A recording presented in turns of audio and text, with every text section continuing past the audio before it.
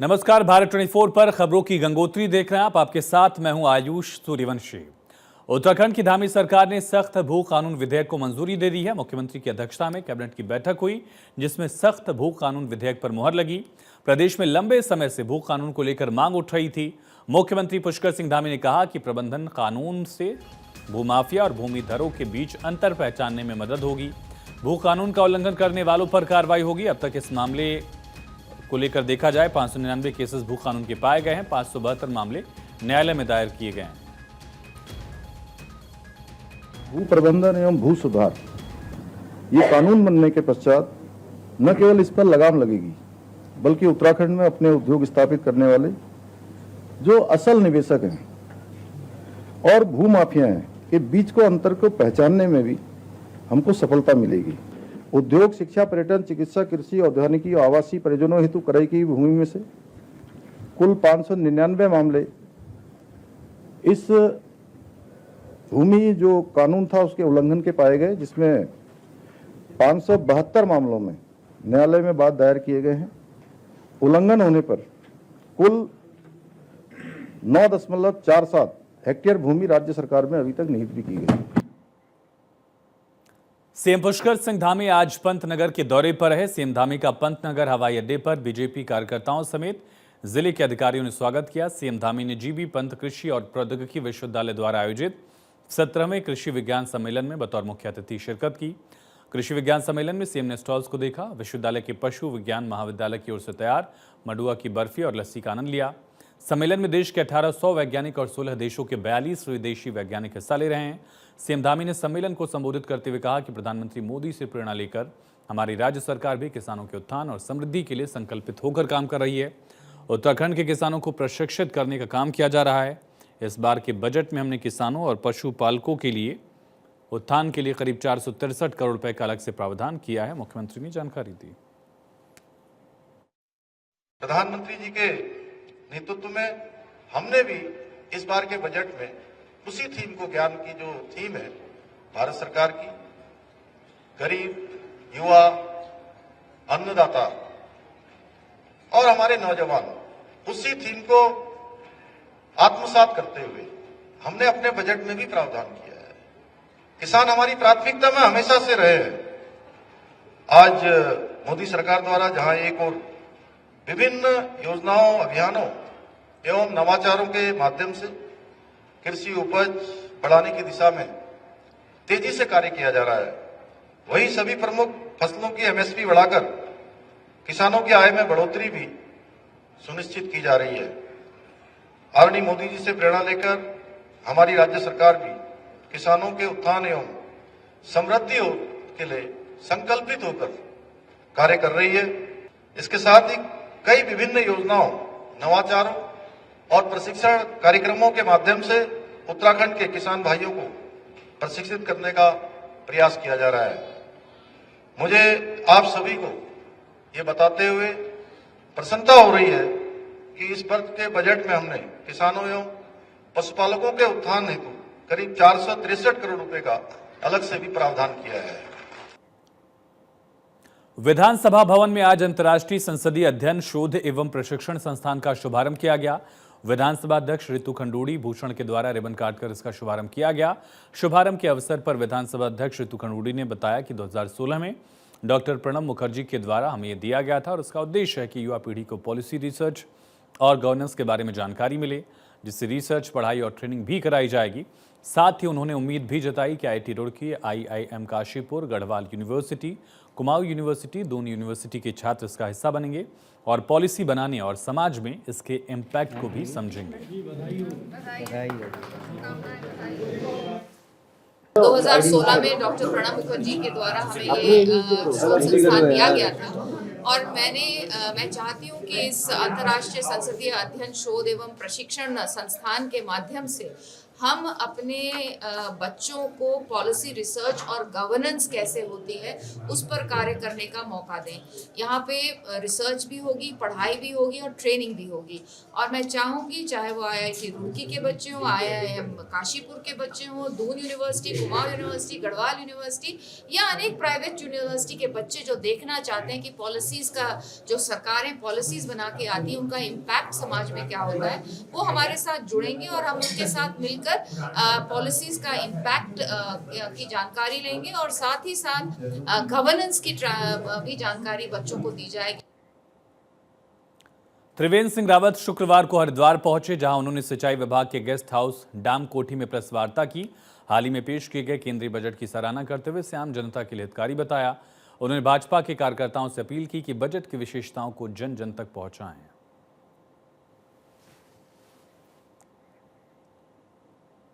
उत्तराखंड विद्यालय शिक्षा परिषद बोर्ड की 10वीं 12वीं बोर्ड परीक्षाएं आज से शुरू हुई। ये परीक्षाएं 11 मार्च तक चलेंगी।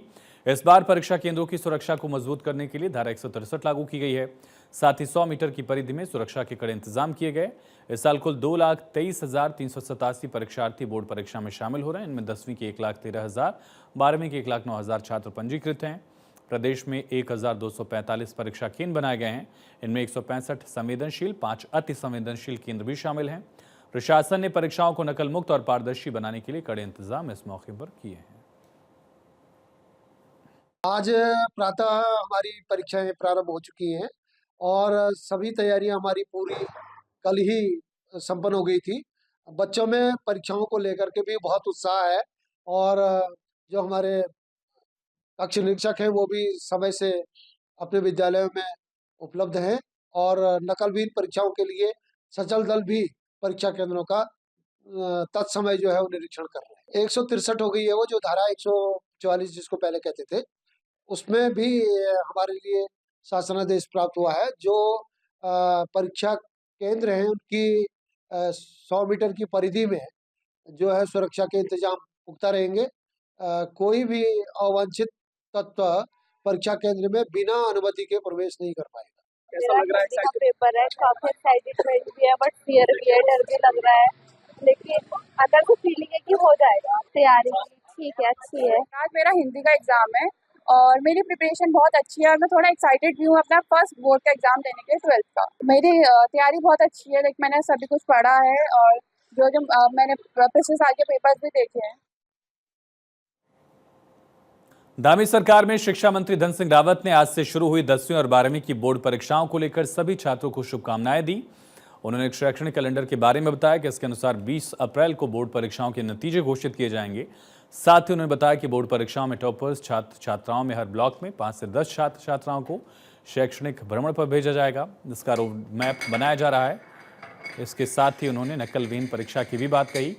उन्होंने कहा कि आगे जो छात्र छात्राएं बोर्ड की परीक्षा में 1 या 2 विषय में फेल रहते हैं उनको इसी साल उन विषयों पर परीक्षा देने का मौका दिया जाएगा, जिससे उनका साल खराब न हो। सरकार ने एक शैक्षिक कैलेंडर घोषित किया है कि आज से पेपर होने के बाद इस साल हम 20 अप्रैल को बोर्ड परीक्षाओं का रिजल्ट घोषित करेंगे। इस बार हमने बड़ा काम ये किया है कि जो भी टॉपर बच्चे इस बार आएंगे उन बच्चों को हर ब्लॉक के जो है 5 से 10 बच्चों को पूरे देश के शैक्षिक भ्रमण में ले जाया जाएगा और अभी से उसका भी रोड मैप हम बना रहे हैं। और साथ में हमने ये भी कहा है कि अगर कोई बच्चा जो है 1 या 2 विषय में अगर वो अंक सुधार परीक्षा देना चाहता है तो उस बच्चे को भी मौका दिया जाए और उसका साल खराब नहीं होगा। उसी साल जो है वो अंक सुधार परीक्षा भी देगा और उसी साल वो दूसरी क्लास में एडमिशन मिलेगा। हाईकोर्ट के रोक के बावजूद देहरादून में धार्मिक स्थलों पर तेज आवाज में लाउडस्पीकर बज रहे हैं। अब इसमें धामी सरकार का एक्शन देखने को मिला। देहरादून पुलिस ने कई इलाकों में धार्मिक स्थलों में लाउडस्पीकर उतरवाए हैं। साथ ही एसएसपी देहरादून ने तेज आवाज में लाउडस्पीकर बजाने वालों को चेतावनी दी। एसएसपी अजय सिंह ने कहा, हाईकोर्ट के जो दिशा निर्देश हैं उसके तहत कार्रवाई जारी है। तेज आवाज में लाउडस्पीकर बजाने वालों को नोटिस भी दिया गया। उनके लाउडस्पीकर्स को भी हटाने का काम जारी है। कहा, नोटिस के बाद भी अगर कोई तेज आवाज में लाउडस्पीकर्स का यूज करता है तो फिर उन पर पहली बार 10,000 रुपए का जुर्माना भी लगाया जाएगा।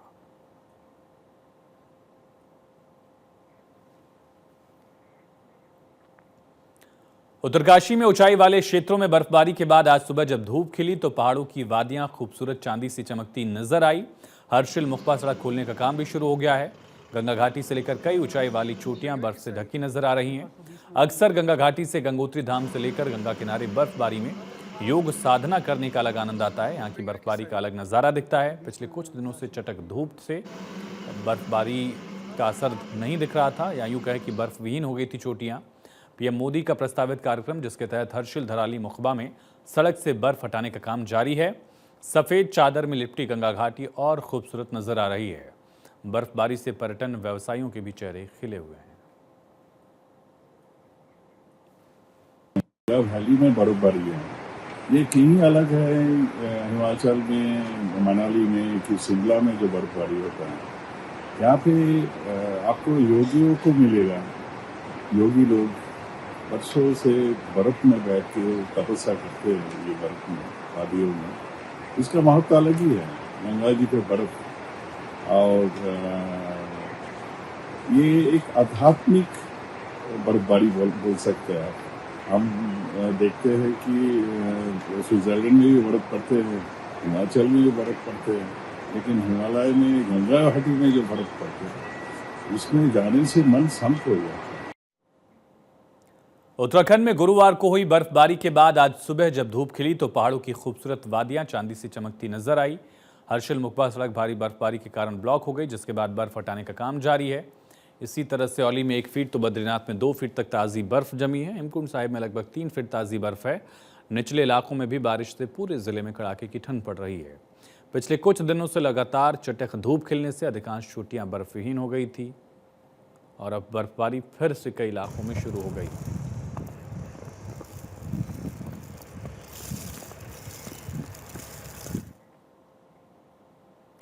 आपदा प्रबंधन के तहत आज भट्टा फॉल रोपवे में यात्रियों की सुरक्षा को लेकर मॉकड्रिल किया गया, जिसमें NDRF, SDRF, Mussoorie police, fire service, ITBP, स्वास्थ्य विभाग और पीडब्ल्यूडी के अधिकारी मौजूद रहे। इस मौके पर सभी विभागों ने आपसी तालमेल दिखाते हुए रोपवे में फंसे यात्रियों को सकुशल निकाला। उत्तराखंड आपदा को लेकर संवेदनशील है। यहाँ पर समय समय पर प्राकृतिक आपदाएं भी आती हैं, जिसको लेकर विभागों ने तैयारियों का जायजा लिया और आपसी तालमेल और सूझबूझ का परिचय देते हुए, जान जोखिम में डालते हुए और रोपवे से यात्रियों को बाहर निकालने की प्रैक्टिस की। मौके पर मसूरी कोतवाल संतोष कुंवर ने बताया, उत्तराखंड संवेदनशील है। किस प्रकार आपदा प्रबंधन की टीम समय रहते जान माल की हिफाजत करती है, उसका आज एक नमूना दिखा। सभी विभागों ने बढ़ चढ़कर हिस्सेदारी निभाई। इस मौके पर आईटीबीपी की सहायक सेनानी सुभाषन ने कहा, भारत तिब्बत सीमा पुलिस बल लगातार आपदा के समय बढ़ चढ़कर जानमाल की सुरक्षा करती है। आज भी मॉकड्रिल के माध्यम से ये किया गया है। जैसा कि हम सब जानते हैं, उत्तराखंड एक आपदाग्रस्त जो है प्रदेश है। यहाँ पर समय समय पर जो है आपदा आती रहती है, तो हम लोगों को पहले से प्री प्लान करके और एक अच्छी तैयारी के साथ अगर रहेंगे तो सभी को उसमें फायदा होगा। तो सभी विभाग एक साथ कैसे कोऑर्डिनेट करके इसको अच्छे से अच्छा, बेहतर से बेहतर कर सकते हैं, उसके लिए ये आज एक बहुत अच्छी एक्सरसाइज थी। और मेरे को लगता है कि निश्चित रूप से इन सब एक्सरसाइज से सभी विभागों को फायदा हुआ। देहरादून नगर निगम परिसर में ग्रीन स्पेस अभियान की शुरुआत की गई, जिसके बाद अब शहर भर में इस अभियान को चलाया जाएगा। इस बात पर देहरादून की नगर आयुक्त नमामि बंसल ने कहा कि एयर क्वालिटी को ध्यान में रखते हुए शहर में ग्रीन स्पेस की संख्या बढ़ाने पर काम किया जा रहा है। उन्होंने कहा कि जितने भी सार्वजनिक स्थल में खाली जगह है वहां पर पौधारोपण अभियान चलाया जाएगा। वर्टिकल गार्डन के माध्यम से इन जगहों को हरा भरा करने पर विचार किया जा रहा है। एयर क्वालिटी पर काफ़ी फोकस है, उसी को ध्यान में रखते हुए ग्रीन स्पेसेस को बढ़ाया जाना है। जितने भी हमारे पब्लिक एरियाज़ में पॉकेट्स हैं जहाँ पर कि हम प्लांटेशन ड्राइव्स चला सकते हैं और डिज़ाइन में भी ग्रीनिंग के एलिमेंट को लाते हुए वर्टिकल गार्डन्स इत्यादि के माध्यम से जो हमारे पब्लिक स्पेसेस हैं उनके लैंडस्केप को और ग्रीनर हम बना सकें, इसी का प्रयास किया जा रहा है। इसके लिए योजनाएं भी बनानी शुरू कर दी गई हैं और साथ ही एनकैप के माध्यम से जो फंड आ रहा है उसकी यूटिलाइजेशन के लिए भी व्यवस्थित योजना बनाई जा रही है। मसूरी देहरादून मार्ग पर कार अनियंत्रित होकर टकरा गई। कार में सवार युवक गंभीर रूप से घायल हो गया। घायल को अस्पताल पहुंचाया गया, डॉक्टर से मृत घोषित कर दिया। मृतक के परिजनों को जानकारी दी गई, पुलिस जांच कर रही है।